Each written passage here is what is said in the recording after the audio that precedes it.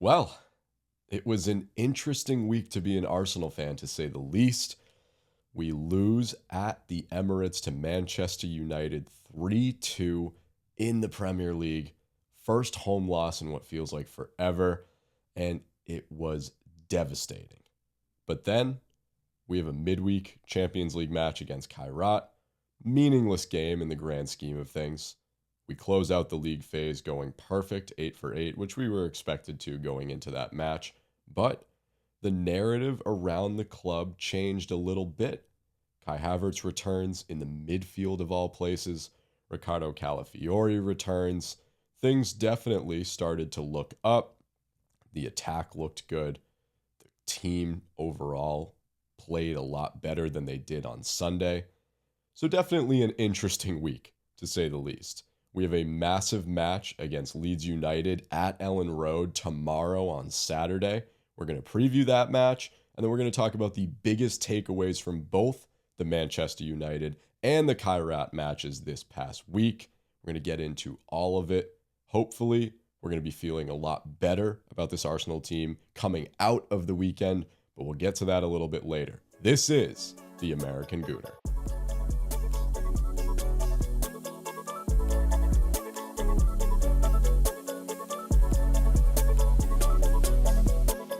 Happy Friday. And I'd like to start this episode of the American Gooner by just thanking all of you for the support on the first couple episodes of this podcast. Obviously, we're newly launched, but it seems like so far you're all enjoying the content that we're putting out. So I appreciate the support. Hopefully it will be a season and multiple seasons more of content and the support from you all. So I appreciate that. Thank you very much. But like I said, interesting week to be an Arsenal fan. We experienced the heartbreak and the devastation of the Man U loss on Sunday, which is never a club you want to lose to. Add in the context of what it means for our title hopes in the Premier League. Just a really bad day and a really bad feeling if you're an Arsenal fan. And then we had a little bit of a uplift midweek, beating Kairat in the Champions League. We get Kai Havertz back. We get Ricardo Calafiori back. So mixed feelings coming out of this week, and I think there's a little bit of nervousness and anxiety going into the weekend. It's a favorable matchup against Leeds United, but a really tough place to play. We played them well at home earlier in the year. I believe it was only the second match of the season, and it was the first time all season where everybody was firing on all cylinders. I think Gyökeres had 2. I think Yuri and Timber might have had 2 as well. It was a dominant victory, but totally different context and narrative around this matchup this weekend, and it means a lot. So let's get into it. Biggest takeaways from the 2 matches this past week, and then obviously a preview of the Leeds United match tomorrow. First and foremost, the biggest thing I learned from the Man United match, there is such thing as too comfortable a lead for Arsenal atop the Premier League table. And I think we're seeing that right now. For some reason, this season, 2 seasons ago, because they didn't have a lead at the top of the table last season, the season prior, there is a psychological barrier preventing this team from capitalizing on the moments necessary to win the league. I firmly believe that they perform better under the pressure of Man City and Liverpool and Aston Villa and Chelsea and whoever else nipping at their heels. Because we're at the point now where we've seen numerous opportunities. Numerous is probably an understatement, but we've seen several occasions now where Arsenal have had the opportunity to extend their lead at the top of the table to the point where they feel comfortable enough that they're going to see it through and win the league, and they haven't taken advantage. Not only have they not taken advantage, they've looked really, really poor in form. And we saw it against Man United once again on Sunday. And in my opinion, we are past the point of a silver lining and trying to find some sort of perspective check in losses like that. And we easily could, right? We could say first home loss in over a year, I believe. I forget the exact date where we lost at the Emirates last, but it's been quite a while. And we'll say we were due for a loss at home. It was a tough spot. Man United playing under a new manager in Carrick. They just beat Man City. They're finding their form again. That's a good team that we lost to, and it was 3-2. We also haven't conceded 3 goals in what feels like forever. Fine. There are silver linings that exist out of that loss. But to me, you are far beyond the point of chalking it up to all those different excuses. And we're at the point now where it's massively concerning that this team, as talented as they are, and in my opinion, how much better they are than any other club in the Premier League this season, it's massively concerning that they can't take advantage of must-win opportunities. And like I said, it's a pattern at this point. It's not just we bottled the league a couple years ago and we needed to add key pieces like Declan Rice, like Victor Gyökeres, like Martin Zubamendi, like Eberechi Eze, like Ricardo Calafiori. We've added all those pieces. We are the best version of ourselves right now, and we can't get out of our own way. It's concerning. It's concerning now because we know what the lead could have been at the top of the Premier League table. It's really concerning to think that we're getting into late January, early February. We could potentially be lifting a trophy in a few months' time. You have a match against a Man United team that has been so in and out this year and has struggled to find consistency at the Emirates. You already beat them at Old Trafford earlier this year. You have a home match where you have been perfect all season in every competition. You have not lost. You have not conceded more than a goal, maybe 2 at the Emirates in a given match this year. And you can't take advantage of that opportunity. Not only can you not take advantage, you fight your way back into a game that you had control over in the early going, and then you completely lost it in the second half. You fight your way back and you find an equalizer to just try and get a point out of it, which would have been disappointing enough. And then you give it right back. What was it, 2.5 minutes that the game was tied 2-2? And then Cunha scores the winner to go 3-2. I mean, it's massively disappointing and it's massively concerning. And I look at a match like that, and a lot of people were saying a lot of different things online after that match. But the one takeaway that I had was that we have too comfortable a lead. We can't play with too comfortable a lead. There's more pressure on this Arsenal team to go 7 points clear, to go 10 points clear, than there is when we're neck and neck with Man City. I genuinely believe they feel more pressure the better the opportunity gets for them. And I don't think it's a matter of want. I think there's a psychological nervousness that exists when they know it's time to step up and take advantage. If the last 3 Premier League matches went the way that they should have, and Arsenal took advantage of Man City dropping points and Villa dropping points, losing to Everton, then we potentially could have had the Premier League title locked up right now. I mean, I'm not going to do the quick mental math in my head, but certainly our lead at the top of the table would be double digits. And it's 4 right now. And that's concerning. That really is. Because down the stretch, we have a really good schedule coming up in the Premier League, and Man City has a tough schedule, and Aston Villa has a tough schedule. So the opportunity is going to be now for Arsenal to really extend their lead, cement their place, not only at the top of the Premier League table, but as the best informed team in the Premier League, because that matters too for other competitions. That not only are you playing well and winning games and doing what you should as a team that's at the top of the table, but are you finding your form at this stage of the season when we get into February and March, when you're going to have Champions League matches and FA Cup matches and a potential Carabao Cup, at least the second leg of the semifinal, but a potential final against either City or Newcastle? Are you finding your form? And I'm concerned right now that they aren't doing that. They're not taking advantage of the opportunities. And what's really anxiety-inducing, stress-inducing, I guess is a better way to put it, is that if you have an opportunity in March or in April to really separate yourselves, are they going to rise to the occasion? I don't know at this point. I really don't. I think that margin for them at the top of the Premier League table between them and between City, or if it's Villa that emerges as the number 2 team, I think that margin needs to narrow a little bit, as crazy as it sounds, because the wider it's gotten all season, the worse we've looked. And the narrower it's gotten when City actually took over at the top of the table for a couple hours back right before Christmas. That's when we've really stepped up and won games we shouldn't have. You look at the Brighton game. You look at the Wolves game at home where we really almost dropped points, and it was an own goal, but it was a nice ball into the box by Bukayo Saka.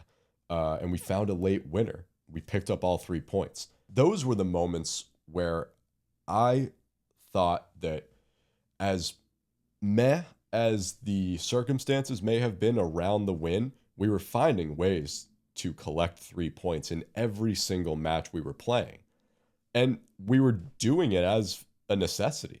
We had to, or else City was going to take over at the top of the table. And then all of a sudden, you find yourselves chasing another Premier League giant again. They didn't let that happen. But now that the margin has widened and City has dropped points and we've continued to pick up points and the opportunity has presented itself for us to go so far ahead that it would feel borderline insurmountable for Manchester City, we're not taking advantage. Our form is dipping. We're dropping points. 3 straight matches now where we could have had 9 points and potentially gone, what is that? We're 13 points clear. If my math serves me right, 13 points clear, or maybe 10 points clear. We're only 4. That's concerning. And it's fine. There's silver linings. I get it. It's a loss. We were due for it. I hope it's a wake-up call, and I hope that it sparks something more positive out of this team in the Premier League going forward. But a pattern has emerged. And it goes all the way back to losing the league on the very last day back in 2022 or 2023. Is that when they've needed to step up and win a must-win match, they haven't done it. And I haven't seen them do it yet. We've looked great so far. Our form has been incredible in the grand scheme of things. But must-win matches, opportunities to right the wrongs of the last few years, they're not taking advantage. And it's massively concerning at this point. Another aspect of that Man U match that's massively concerning, and we foreshadowed it on the last episode, Martin Zubimendi has officially been overplayed, and it cost us against Man United. And it's not his fault. I don't blame him. We sat here on the last episode, and we kind of spoke into existence what ended up happening. I said on the last episode that he was being massively overplayed, and at a certain point, if they continued to start him in matches where he didn't necessarily need to start, and he continued to get the full 90 in every single match in every single competition, eventually his form was going to start to dip. Injuries were going to present themselves. Something bad was bound to happen, and we saw it. The very next match after recording that episode against Man United, we saw it. It was by far his worst game in an Arsenal kit. And I understand why you want a Martin Zubimendi in a match like that. Why you want a Martin Zubimendi in all of your matches. I get it. He brings an ounce of consistency that maybe is lacking in an Odegaard, in an Eze, in a Marino. I think that I understand why Arteta plays Zubimendi as much as he does, because he is a phenomenal midfielder and he does bring such a strong, consistent presence.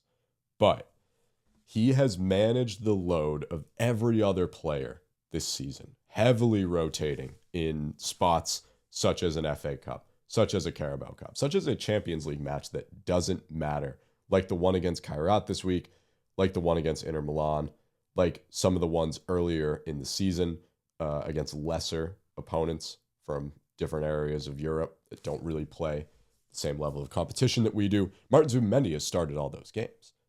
Mikel Arteta is totally fine with managing the load of every other player. You see Madueke for Saka. You see Martinelli for Trossard. You see Jesus for Gyökeres. You see Norgard for Rice. Eza for Odegaard. You see Ben White for Timber. Incapie for Calafiori. Lewis Skelly for Incapie. We've seen Mascara for Gabriel or Saliba, and we've seen Mikel Arteta totally fine with managing the load of his starting players, with rotating in areas where he has strong depth.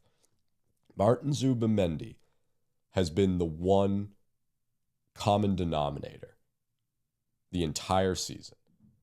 He's been, and granted, he's played his way into that role. He's consistent. You know what he's going to offer. He has scored goals in big spots.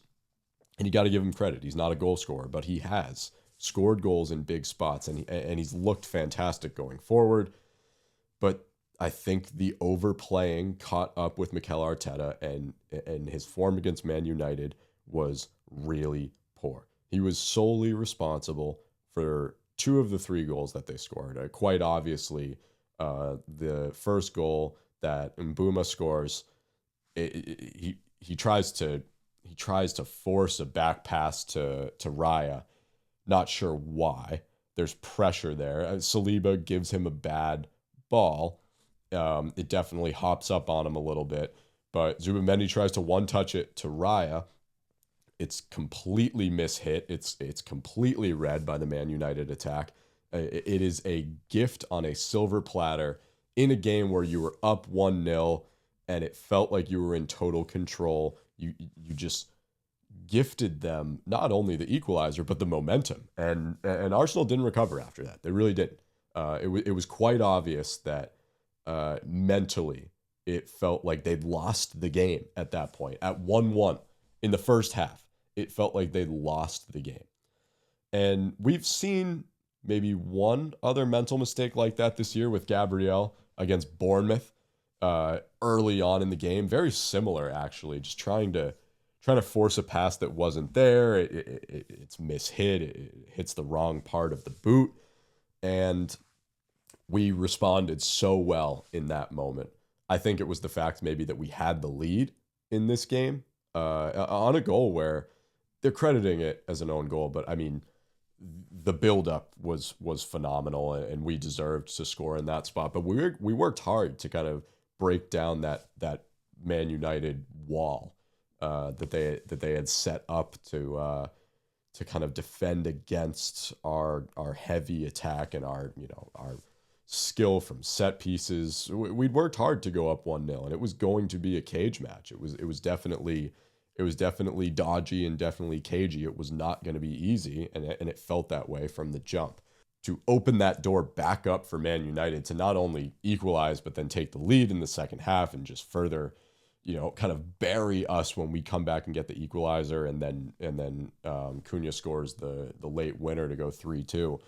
A lot of it comes back to that Zubimendi mishit pass, and then on the Dorgu, the second goal, that was his ball to clear. That was his man to mark. He was more concerned with waving down the referee for a potential handball that just would never have been given. I'm not even certain it hit Dorgu's forearm. If you go back and look at the replay, it looks like it kind of just, he corrals the ball with his chest. Even if it did hit his forearm, his arm was by his side. It wasn't deliberate. It wasn't intentional, but I don't even think it hit his arm. I think it was fully hitting his stomach or his chest. And it was a brilliant strike. It was a great goal. I mean, if it wasn't against Arsenal, I would be, watching that replay back 100 times because it was so well hit. But Zubimendi could have easily defended that. He had the opportunity, and as soon as the ball kind of came in and Dorgu corralled it, Zubimendi turns his back to the play and right away is calling for the handball from the referee. And I understand that that's common practice in situations like that, and he probably didn't expect Dorgu to pull off what he did pull off. But again, you'd already made the mental mistake and the physical mistake of gifting them the first goal. You lost that 50-50 battle for the ball, and in that situation, you're the primary defender, and and you just gave up on the play. First of all, he could have so easily cleared it. And there's so many things he could have done to prevent the goal there, and he just didn't. And to me, it was a really bad game from him, but it was probably a result of being overplayed, playing so many 90-minute matches, starting so many games in all the different competitions that we are in right now. I think it finally caught up with Arteta that he hasn't been rotating his midfield enough, and we've talked about that. We forewarned that it was eventually going to catch up with him. Either a dip in form, an injury, a combination of both, and I think you saw a steep decline in Zubamendi's form against Man United. By far the worst player on the pitch for us. By far his worst game in an Arsenal kit. And I think moving forward, not as punishment for the United game, because we had the Champions League game midweek, and obviously he appeared in that. But I think I would drop him from the starting 11 for a couple games. Like we have said time and time again, your midfield rotation is so strong. The fact that Arteta doesn't want to utilize it in the Premier League, I don't understand why, but I think it's time. I think you're seeing a dip in form. You're also seeing the cohesion of what he believed to be his strongest midfield three break apart a little bit with the performances from Kai Havertz, Eberechi Eze, Christian Norgard. Obviously, your mainstay is going to be Declan Rice. He's the one who should be starting every single match, playing the full 90, not Martin Zubamendi. So I think you have the opportunity and you have the room to rotate and to drop a player like Zubamendi from your midfield for a couple games. I think it's better not only for the club but for the player too. I mean, he's been overplayed. It's not. I wouldn't do it as a punishment for the Man United game. I would more so do it to restore the form that he had a month ago or 2 months ago or at the beginning of the season when he really emerged as one of our most consistent midfielders. If Declan Rice didn't exist, he would be our most consistent midfielder. But he's been overplayed and he's lost his form. He's probably exhausted, and there's definitely threat of injury or just threat of being overworked and of playing in way too many matches or playing way too many 90-minute matches. So I think going into the Leeds match, I think I'd drop him from the starting 11, at least for a couple Premier League games. Obviously, you're going to want him maybe for that Carabao Cup tie against Chelsea at the Emirates next Tuesday. But yeah, I don't know. I think at least for the Leeds match, I would not include him in the starting 11. And like I said, I think it's time to give Christian Norgard and Eberechi Eze and Kai Havertz an opportunity to start a Premier League game. Norgard has been so rock solid in every single one of his performances, whether he's starting in some of the lesser competitions or he's coming off the bench and, playing a role, whether it be defensively or a little bit more with an attacking mindset. He has been so consistent and he's done his job. And he's very plug and play, and he's very reliable, in my opinion. It's curious to me why Arteta hasn't utilized him more yet. I mean, obviously, I don't expect him to be starting every Premier League match or Champions League match for us and playing the full 90. But I would look at an opportunity right now, or a time right now, where there are question marks around your midfield, and I'd look at the performances of a Christian Norgard or of an Eberechi Eze, who I thought looked pretty good midweek. And I would say we have the room to do it. Clearly, what we've been doing the past 3 Premier League matches, at least in the midfield, is not working. And I would go as far to say that against Man United, it was the reason why you not only dropped points, but lost. It was the reason why you conceded 3 goals, was because the players in the midfield were poor. And that doesn't fall entirely on Zubamendi. I think Odegaard was really poor as well. But I would look to make the change at this juncture. And I think he will. I think you'll see a different midfield tomorrow against Leeds. I think it's a great opportunity to experiment with that midfield as well. And I think we know who needs to be included in that midfield. After watching the Champions League game midweek, like I said, a lot of the narrative around the midfield has changed, where we thought 3 weeks ago, we had our strongest three in Rice, Zubimendi, Odegaard. I think that's changed. And that is my third takeaway. Kai Havertz and Victor Gyökeres need to be on the pitch at the same time in every single match going forward. And I say this for one simple reason. Kai Havertz, in one Champions League match, was able to do what no other attacking player or midfield player or defender at Arsenal has done all season long in any competition. And that's unlock Victor Gyökeres. And I'll give Kai Havertz credit. The assignment for him was very clear. Martin Odegaard had been struggling in the midfield from an attacking perspective. He wasn't generating a lot. He wasn't creative enough. He was very hesitant. He was very unintentional every time he had the ball. And he just wasn't offering much to that Arsenal attack. So Kai Havertz midweek gets the opportunity to start in the midfield. And I think it was a very easy job from his perspective. He had absolutely nothing to lose. It was his first game starting after being out with this injury. There was no expectation on him. He wasn't starting as a striker. He was starting in the midfield, which I think was a bit of a unique nuance that not a lot of us saw coming. He kept Victor Gyökeres, who is a known finisher when he's on his game, kept him as the striker, and you had Kai Havertz as the setup man. And Kai Havertz probably told himself that if he could just play forward and play creative and play with pressure and create enough chances and potentially utilize Victor Gyökeres as the dominant striker that we knew him to be last year with Sporting, that he would probably win that starting midfield job going into the weekend, at least, against Leeds United. And that's exactly what he did. 3 first half goals from Arsenal, all 3 goal contributions from Kai Havertz. He scores 1, he assists 2. Victor Gyökeres contributes to 2. He scores 1, he assists 1. He should have scored 2. Gabriel Martinelli stole his goal right on the goal line. But those 2 were phenomenal. Victor Gyökeres and Kai Havertz, phenomenal. I mean, right from the get-go, Gyökeres scores in the second minute of the game on a beautiful feed from Kai Havertz. And now the trend is there that Victor Gyökeres is scoring open play goals. He's getting the delivery that we have been begging to see him get all season long. It's coming in the form of Kai Havertz. If you're Mikel Arteta, I don't know how you wouldn't play the 2 of them at the same time for the foreseeable future, every single match.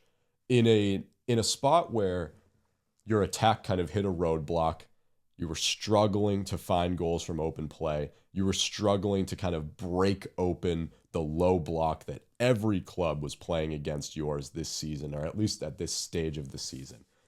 You see how Kai Havertz and Victor Gyökeres not only connected with each other, but also created chances for themselves and for other players in that Arsenal squad. I don't know how you look at that and not immediately want that to be your new midfield and attacking duo. And I hope that he is on the same page as Arsenal fans, because everybody was saying the same thing.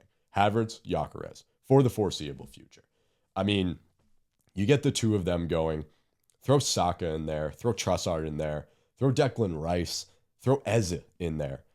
And I think it's a dangerous attack. It's much more dangerous to me right now than having Martin Odegaard, Martin Zubimendi, Declan Rice, Trossard, Gyökeres, and Saka, or, Trossard, Jesus, Saka, Martinelli, Jesus, Saka. All those combinations, they haven't fully worked. What worked and what generated an undeniable attacking prowess was Kai Havertz and Victor Gyökeres. And the icing on the cake for the 2 of them was how stalemate we looked in the second half when they came off the pitch. You take Kai Havertz off, you bring Martin Odegaard on, you take Victor Gyökeres off, you bring Gabriel Jesus on, and we were flat. The 2 of them offered next to nothing in attack. We conceded. It went from a wide open, dominant victory to a nervy 3-2 finish where Kairat, who had no business being in that game with us, clawed their way back, put a little bit of pressure on us, and we had completely reverted our form from a first half where we scored 3 goals from open play and just looked so dominant, to all of a sudden we're escaping by the skin of our teeth with a 1-goal lead. I'm a Martin Odegaard supporter and defender, and I think when he's on his game and his form is top level, that he offers so much to this Arsenal team. But right now, I don't see a place for him in the squad. At a point in the Premier League title race where you've dropped points in 3 straight matches, you just lost at home, you conceded 3 goals at home, where you drew 0-0 to a very inferior Nottingham Forest team, you're not generating enough goals, you're not generating enough chances, you're not generating enough attack in general. I think right now, like Zubimendi, I'd drop Odegaard from the starting 11. Kai Havertz should replace him. Victor Gyökeres should be the starter every single game. And we saw that. Granted, it was a Champions League match that really meant nothing, but it was a little bit of an appetizer to the weekend against Leeds United. It was a turnaround performance after losing at home to Man United. And I think that the decision that Mikel Arteta is going to have to make to drop Odegaard, to drop Zubimendi, to go back to Victor Gyökeres after he starts Gabriel Jesus against Man United, which we're not really going to talk about that, but horrible decision. I think the squad selection for Saturday's match against Leeds United is clear and obvious, and I just hope that Mikel Arteta sees it too. Which leads me into the final point of the episode. Let's preview the Leeds United match, starting off with my predicted starting 11, and I guess I'd say my hopeful starting 11. Call it a healthy combination of both, because this is not only what I'd like to see, but what I think that Mikel Arteta is going to go with. I'm going to have David Raya obviously back in the goal, Ricardo Calafiori, Gabriel, Saliba, and Timber. I think that with Calafiori back, he offers so much in attack that you don't necessarily need the fluidity of Ben White. You can go more defensive on that right side with Yuri and Timber. So as much as I've loved what Ben White has offered, and I've loved the link up between him, Saka, and Gyökeres, I think if you have Calafiori back and healthy and back to full fitness, which I think he will be. He didn't look great midweek. He obviously gave away the penalty, which was just sloppy. But it was his first match back in a long time. If you have him back at full fitness and full capability, I think you pair him with Timber. That is your strongest back four. And we've seen this season the team has conceded very little when those 4 have been starting. So I think that's what Arteta is going to go with. Midfield, I would shake things up a lot, like I've alluded to. I would go with Eze, Rice, and Kai Havertz. This is probably an unpopular opinion, but I think that Eberechi Eze can be that Martin Zubimendi. He's a very consistent player, and I think you can utilize him like you utilize a Zubimendi. Play your attack through him, consistent passes, finding teammates in good areas, getting the ball forward. I think he can play that role against a Leeds United. I think he can play that role against most Premier League clubs. But with Zubimendi kind of dipping in form, just being massively overplayed, I think Eberechi Eze should get the opportunity to start. I could also see a scenario where Christian Norgard gets the start in that position, but I'm hopeful that it's going to be Eze because he provides a little bit more in attack than Norgard does. And I think that Arsenal have to be a very forward-facing team against Leeds United, where you've just dropped so many points in the Premier League recently. You've had 2 out of your last 3 matches. You were scoreless in scoreless draws. I would favor Eze over Norgard in that spot just to kind of get more of a spark out of that midfield. And then obviously, like we just mentioned, the link up between Kai Havertz and Victor Gyökeres needs to be explored further, especially in the Premier League.